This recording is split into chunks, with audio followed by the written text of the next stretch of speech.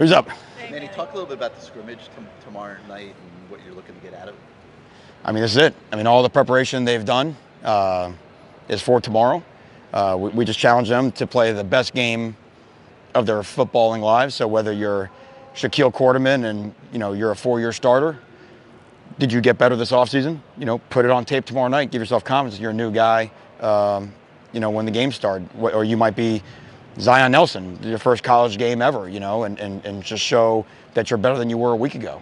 So we challenge them all to get better, and we want to see the details that we felt like were lacking last Sunday night get cleaned up. We did like a little mock deal yesterday's practice that I thought was cleaner. But again, that was on our practice field. Now we got to go a different location, somewhere different, and just see if we can, translate that in more of a game setting. Manny, even though you'll name a starter, could you make a quick change if the starter is struggling because the competition has been so close? Well, I don't think so. I mean, you'd have to define, that's such a crazy hypothetical, like what does struggling mean? You know what I mean? Like what does anything mean? You know what I mean? Like I think that's, when we get a guy, we're going to get our guy, we're going to go play with our guy. You know what I mean? But that doesn't mean that there's still not a competition at every position, but, you got to have a guy, right? I mean, everyone's like, hey, get a guy. Now we get a guy, now we're asking if we have a guy, do we not want to have a guy, right? So let's get a guy, let's get behind our guy, and let's go play with our guy. Is the second scrimmage more important than the first scrimmage? Of course it is, yeah, because number one, we have more install in, and number two, now we've gotten that first scrimmage out of the way, so some of what I would say are first scrimmage mistakes, I would expect to see improve. No different than, there's an adage in college football, been around forever and ever, is you always get better from game 1 to game 2 because you get your first game day mistakes out of the way. And that's going to be true of us and Florida and everybody else that plays their first game. You always get better from week 1 to week 2 as you get more used to playing in a game environment. This is your first time picking a quarterback. Have you thought about how you're going to handle that process with Dan and who's going to make the decision? We're going to sit down. It's going to be me, Dan, and an unnamed source because, that's where we really found like all the great information comes from. We may have missed some things that unnamed source has picked up. There's a lot of times that unnamed source has really good thoughts and recommendations. So I think once the 3 of us or 4 of us or how many unnamed sources there are put our heads together, I think we'll have a fair, swing at who we think the best guy is. Manny, can you explain in your own words regarding, let's say, starting with Jaron Williams, why you think he could be the starting quarterback? In my own words, I'll use the words that I was taught in school. Yeah. So Jaron is, obviously Jaron's a gifted passer.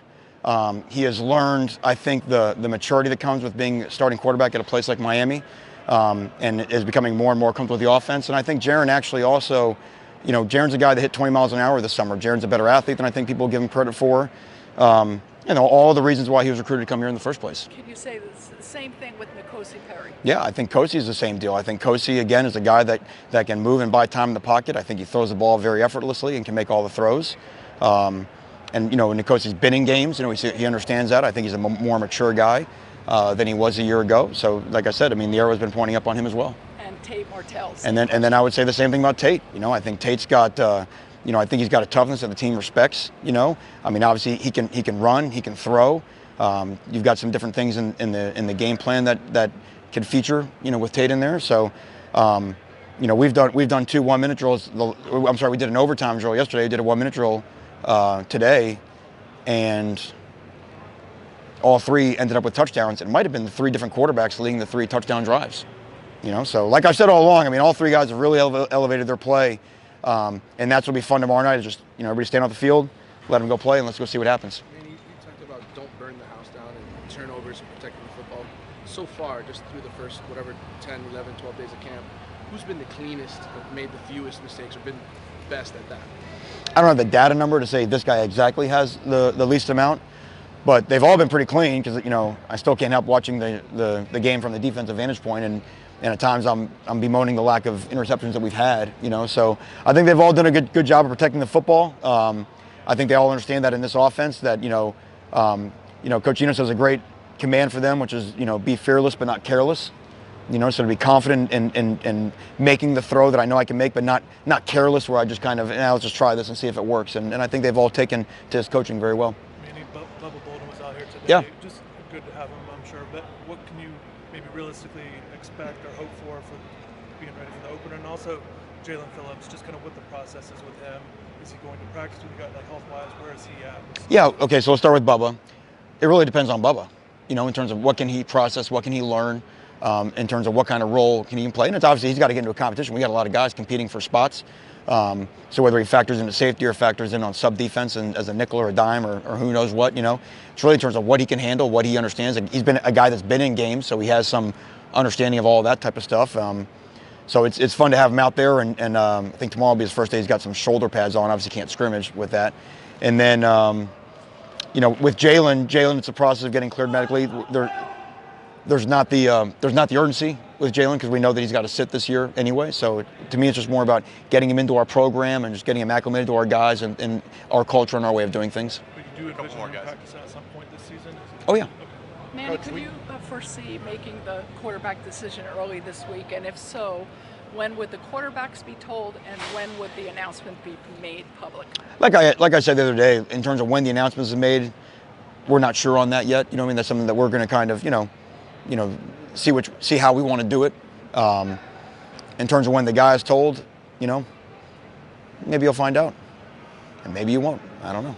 Coach, we pepper you with these quarterback questions. What's it like, not from us, maybe from other people you talk to? You get text messages, people say, "Hey, coach," because it's a secret people want to know about. We've been in training camp, so we've been like in a submarine, like in that deep dive where you get very limited communication with the outside world. So there's not a lot that. Right now, I'm not very textable. Right now, it's been pretty busy. What's the latest? The 3 linebackers that have been hurt, kind of where are they at? And then also we've seen Lorenzo out here running around. Kind of what are you seeing? Yeah, Lorenzo's getting closer and closer. Pretty excited about his development and progress. The linebackers, we know Steed and Jennings are more long-term deals, and Joyner, everything's still kind of on track with him, sort of for the heart of the ACC season, so nothing's really changed with those guys. I mean, we talked to a few of the freshmen yesterday. Which guys do you think are maybe furthest along and maybe most ready to contribute even on special teams? Well, certainly, the mid-year enrollees always have a leg up, right? So, Jafari Harvey on defense, Zion Nelson on offense. Of the guys that just showed up, and I may be missing a couple, but the guys that just showed up, certainly Ja'Kai Clark on the offensive line is really impressed. Jeremiah Payne, of course, is a mid-year enrollee, another guy that kind of has a leg up. Defensively, I think Corey Couch has shown some really positive things. Keontre Smith, exactly the reason. Sam Brooks has really flashed this week.